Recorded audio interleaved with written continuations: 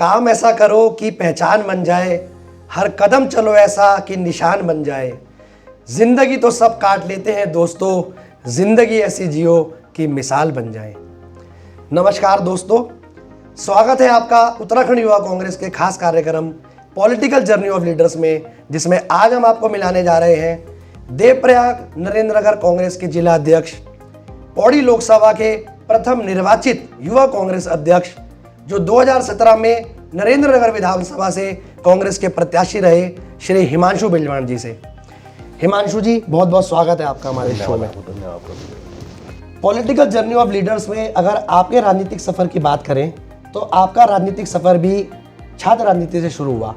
हम चाहेंगे कि आप हमारे दर्शकों को बताएं कि किस प्रकार किन किन पड़ावों से गुजरकर आपका राजनीतिक सफर चल रहा है। मैं एक कांग्रेस का साधारण सा कार्यकर्ता था और राज्य गठन के बाद जब प्रथम यूथ कांग्रेस की टीम बनी, उस टीम में मुझे प्रांतीय प्रवक्ता के रूप में कार्य करने का अवसर मिला। उसके बाद जब उत्तराखंड में पहली बार यूथ कांग्रेस के चुनाव होकर जो पदाधिकारी बनने थे, इलेक्टोरल प्रोसेस जब आया, तो उसमें मुझे गढ़वाल संसदीय क्षेत्र के लोकसभा के रूप में निर्वाचित होने का सौभाग्य प्राप्त हुआ। और यूथ कांग्रेस के बाद मैं प्रदेश कांग्रेस कमेटी में प्रदेश सचिव के रूप से मैंने काम किया और किशोर उपाध्याय जो हमारे पूर्व में प्रदेश अध्यक्ष रहे, उनकी टीम में भी मैं जिला देवप्रयाग नरेंद्रनगर, जो हमारा संगठनात्मक जिला है, उसका जिला अध्यक्ष के रूप में काम करने का मुझे मौका मिला। और 2017 में एक साधारण से कार्यकर्ता को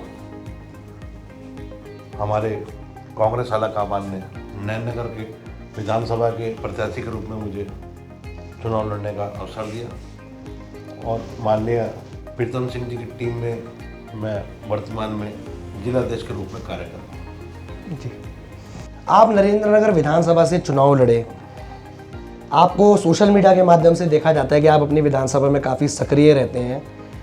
आज नरेंद्रनगर विधानसभा की जो वास्तविक स्थिति है, जो उसकी दुर्दशा है, उसके बारे में आप क्या कहना चाहेंगे? मेरा कहना है कि नरेंद्रनगर जो विधानसभा है वो अपने आप में एक बहुत ही महत्वपूर्ण विधानसभा है। चार धाम यात्रा का प्रवेश द्वार भी हम बोल सकते हैं कि ढालवाला जो हमारा क्षेत्र है, नगर पालिका क्षेत्र, वहाँ चार धाम यात्रा शुरू होती है, जो हम बोलते हैं कैपिटल ऑफ योगा, योगा की राजधानी जो बोलते हैं। वैसे तो ऋषिकेश बोला जाता है, पर जितनी भी हमारी एक्टिविटीज़ योगा से लेकर होती है वो सब नरेंद्रनगर विधानसभा के अंतर्गत जो हमारा आपका ये तपोवन क्षेत्र जो है, शिवपुरी, ये तमाम जो क्षेत्र है वहाँ योगा की एक्टिविटीज़ होती हैं।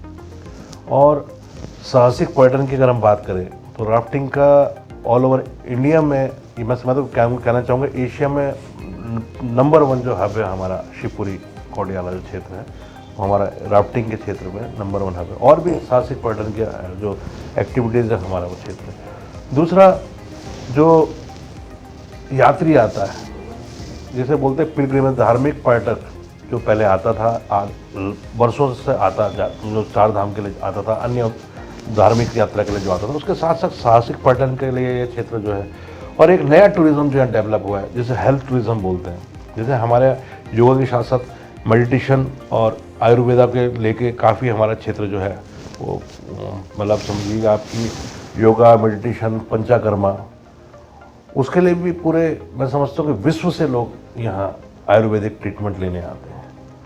आपके संज्ञान में लाना चाहूँगा कि हमारे उत्तराखंड के जो मेन जिसे बोलते हैं कि पर्यटन क्षेत्र हैं, जिसे बोलते हैं, जैसे मसूरी हो गया, नैनीताल हो गया, बावजूद उसके जो हमारे बड़े जो होटल्स हैं, आनंदा अपने आप में इंडिया का नंबर 1 स्पा जिसे बोल सकते हैं, वो इंडिया का मेरे ख्याल से नंबर 1 स्पा जो वो नरेंद्रनगर के अंदर आता है। अभी ताज भी नरेंद्रनगर में आया है, वेस्टर्न भी आने जा रहा है। ये बड़े बड़े जो 5 स्टार्स होटल्स हैं वो नरेंद्रनगर क्षेत्र में क्यों आ रहे हैं, उसका एक रीज़न है कि यहाँ हर तरह का सैलानी आता है। यहाँ धार्मिक पर्यटन के लिए भी आता है, यहाँ साहसिक पर्यटन के लिए भी आता है, यहाँ आयुर्वेदिक ट्रीटमेंट के लिए भी आता है, योगा के सीखने भी आता है। इसकी एक बहुत विशेषता है। हमारे यहाँ धार्मिक क्षेत्र की बात करें तो हमारे कुंजापुरी माता का मंदिर जो है, घंटागण देवता जो घंटियाल देवता है, जो उत्तराखंड का क्षेत्रीय देवता है, वो उनका प्रथम मंदिर जो है, जिसका स्कंद पुराण में वर्णन है, वो हमारे नैन नगर क्षेत्र में। ऐसे बहुत से मंदिर हैं हमारे, करना देवी मंदिर है, कोटेश्वर महादेव है, चमराना देवी मंदिर है, पावकी देवी मंदिर है। तो काफ़ी मंदिर हमारे यहाँ जो है लोग दूर दूर से दर्शन करने आते हैं। हम लोग,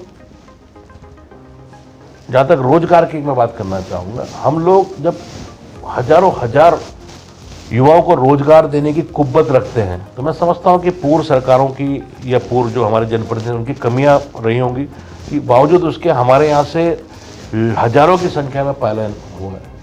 मैं मानता हूँ कि हम लोग अगर एक सही व्यवस्थित ढंग से इस पर्यटन से ही अपने युवाओं को जोड़े और सरकार उसमें मदद करे, तो निश्चित रूप से हम लोगों को बाहर रोजगार के लिए जाने की जरूरत ना पड़े और हम लोग अपने क्षेत्र में ही लोगों को रोजगार के अवसर पैदा कर सकते हैं। वर्तमान में जो नरेंद्रगढ़ विधानसभा के जो विधायक हैं, पूर्व में वह कांग्रेस से प्रत्याशी रहे और कांग्रेस के टिकट पर वह जीते भी। आज उन्होंने अपनी अवसरवादी मानसिकता का परिचय देकर वह बीजेपी में चले गए। उनके द्वारा ना तो नरेंद्रनगर विधानसभा का कोई विकास कार्य किया जा रहा है और नरेंद्रनगर विधानसभा जो है वो पूरी दुर्दशा से भरी हुई है। इस पर आप क्या कहना चाहेंगे? देखिए, राज्य गठन के बाद जब प्रथम बार चुनाव हुए तो 2002 में नैननगर की महान जनता ने कांग्रेस को आशीर्वाद देने का काम किया और पंडित नरेंद्र दत्त तिवारी जी, तत्कालीन मुख्यमंत्री जी के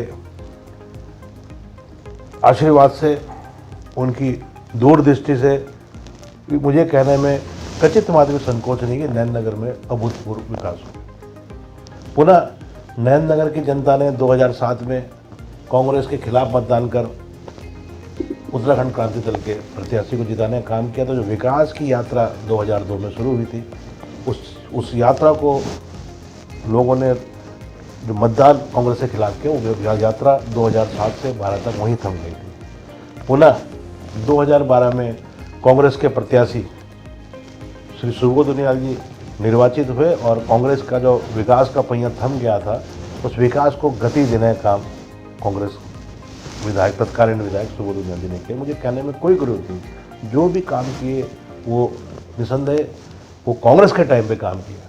पर मैं कहना चाहता हूं कि 2012 से 17 का जो कार्यकाल था, उस समय जो हमारे विधायक थे, आज वही जब पार्टी छोड़ गए, भारतीय जनता पार्टी से चुनाव लड़े और विधायक बनकर आज वो काबीना मंत्री हैं। हमारे जनपद के एकमात्र काबीना मंत्री श्री सुबोध उनियाल जी जो हैं, आज काबीना मंत्री होते हुए भी जो विकास कार्य कांग्रेस के टाइम हुए थे, वो विकास कार्य कहीं नज़र नहीं आ रहे हैं। जनता में बहुत रोष है।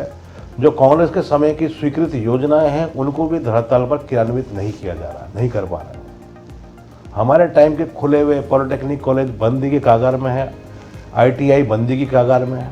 हमारे यहाँ विद्यालय है तो शिक्षक नहीं है, अस्पताल है तो चिकित्सक नहीं है, बेरोजगारी अपनी पराकाष्ठा पार कर चुकी है, महंगाई तो पूरे प्रदेश में, नैननगर के लिए स्पेशल महंगाई नहीं, पर नैन में महंगाई पूरी चरम पर है। और जो लॉकडाउन के दौरान हजारों हजार युवा हमारी विधानसभा में जो वापस आए, जिनके रोजगार छीन गए, उनके लिए कोई सकारात्मक योजना हमारे विधायक द्वारा, हमारे काबीना मंत्री द्वारा नहीं की गई।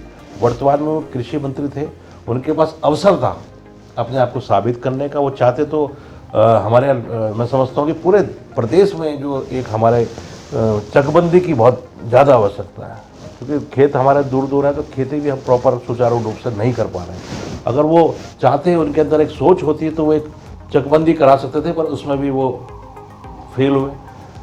जंगली जानवरों की स्थिति यह है कि जो हम लोग थोड़ा बहुत अनाज पैदा करते हैं, जंगली जानवरों को सारा फसल नष्ट कर देता। तो जंगली जानवरों के लिए भी कोई, मैं समझता हूँ, रोकथाम की कोई व्यवस्था नहीं की गई। कुल मिला के भारतीय जनता पार्टी का जो कार्यकाल है, अगर हम तुलनात्मक आंकलन करें तो कांग्रेस के कार्यकाल में जो कांग्रेस के एक विधायक ने जो कार्य किए थे, जो विकास किए थे, आज वो वही विधायक, वही व्यक्ति भारतीय जनता पार्टी के काबीना मंत्री के रूप में कार्य कर पा रहा है। पर अगर हम तुलनात्मक आंकलन करें तो वो कांग्रेस के सामने कहीं टिकते हुए नजर नहीं आते। सोशल मीडिया के माध्यम से हमने देखा